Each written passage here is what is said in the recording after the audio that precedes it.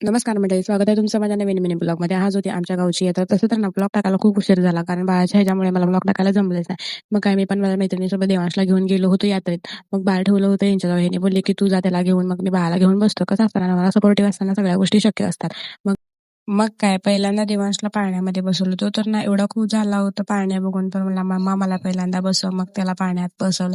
कसं असतं ना, लग्न झाल्यानंतर पहिला पोरांची आवड असते. मग काय जे पण आपण करतो ते आपल्या मुलांसाठी करत असतो. मग पहिला त्याच्यामध्ये पाळण्यामध्ये बसवलं, त्याला खेळणी वगैरे घेतली आणि मग म्हटलं चला आपण. मग तिकीट काढायला एवढी गर्दी होती ना, खूप म्हणजे खूप सगळ्याच पाळण्यांच्या इथे गर्दी होती.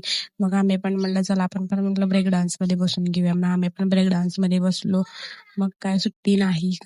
आणि त्या तेवढ्या दिवसाने पाळण्यात बसल्यामुळे पोटात तर गोळा आलाच होता. मग काय तसंच बसलो असं आपलं धाडस करून. मग काय विषय संपला. मग तसंच 2 दिन पाळण्यामध्ये बसलो, कारण खूपच गर्दी होती. बाळ घरी असल्यामुळे जास्त मी थांबलो नाही तिथे.